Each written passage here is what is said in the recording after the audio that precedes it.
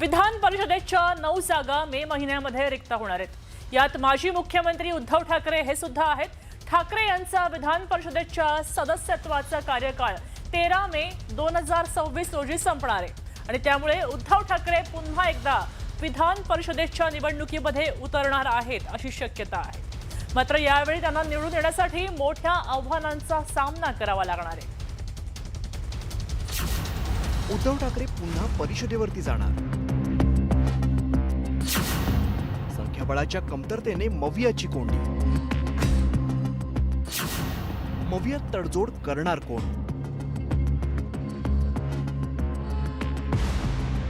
राज्यात महाविकास आघाडीचं सरकार असताना उद्धव ठाकरे मुख्यमंत्री झाले। उद्धव बाळासाहेब ठाकरे शपथ घेतो की ठाकरेंनी मुख्यमंत्री पदाची शपथ घेतल्यानंतर अनेकांनी शंका उपस्थित केली होती। याचं कारण म्हणजे उद्धव ठाकरे विधिमंडळाच्या विधानसभा किंवा विधान परिषदेचे सदस्य नव्हते। त्यामुळे त्यांनी नंतर विधान परिषदेची निवडणूक लढवली आणि विधान परिषदेवरती सदस्य म्हणून गेलेले होते। आता त्यांच्या सदस्यत्वाची मुदत अवघ्या 2.5 महिन्यांनी संपणार आहे। त्यामुळे उद्धव ठाकरे पुन्हा विधान परिषदेची निवडणूक लढवणार का हे पाहणं महत्त्वाचं असणार आहे। आम्ही माननीय उद्धव साहेबांना ही विनंती केलेली आहे, आम्ही सगळ्यांनी, की आपण राज्याचे मुख्यमंत्री म्हणून काम केलेलं आहे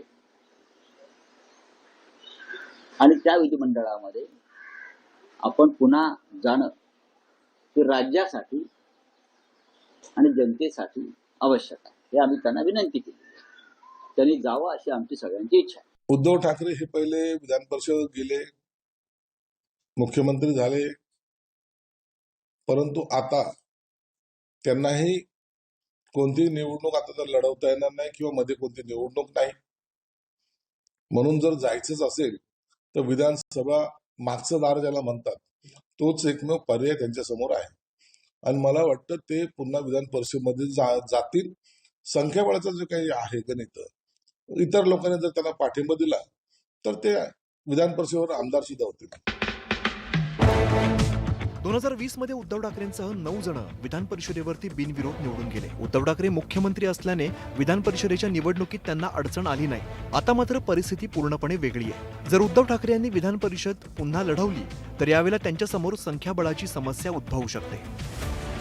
सध्याच्या संख्याबळानुसार महायुतीकडे तब्बल 235 जागा आहेत, तर मवियाकडे माकप शेकाप मिळून 48 सदस्य आहेत। विधान परिषदेच्या 9 जागांपैकी मवियाला एकच जागा मिळणार आहे। विधान परिषदेआधी एप्रिलमध्ये राज्यसभेची निवडणूक होणार आहे, त्यात सुद्धा मवियाकडे एकच जागा असल्याचं समोर येत आहे।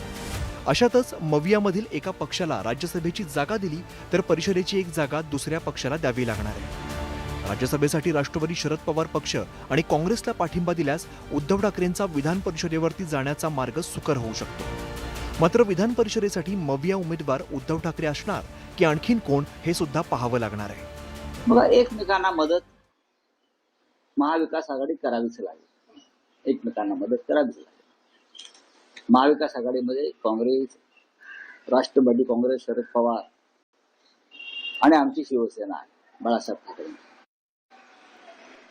त्याच्यामुळे यापुढे विधान परिषदांच्या निवडणुकांमध्ये किंवा इतर राज्यसभांच्या निवडणुकांमध्ये एकमेकांना मदत करावी लागेल, तरच राज्यसभा आणि विधान परिषदेमध्ये आमचे लोक निवडून येतील। आता त्यांना काँग्रेस साथ देते का, शरद पवारची राष्ट्रवादी साथ देते का, हे सर्व पाहावं लागेल ना, कारण की त्याच्याशिवाय त्यांना विधान परिषदेवर जाता पण येणार नाही।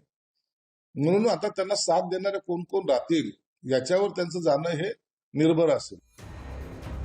शिवसेनेत फूट पडल्यानंतर मुख्यमंत्री पदाचा राजीनामा देत असताना उद्धव ठाकरे यांनी विधान परिषद सदस्यत्वाचाही राजीनामा देत असल्याचं जाहीर केलं होतं, पण नंतर त्यांनी राजीनामा दिलेला नव्हता। यावेळी ते स्वतः विधान परिषदेवरती जाण्यास उत्सुक असतील का आणि मविया एकमताने त्यांच्या नावावरती शिक्कामोर्तब करणार का हे पाहणं गरजेचं ठरणार आहे। Bureau report, news 18 Marathi.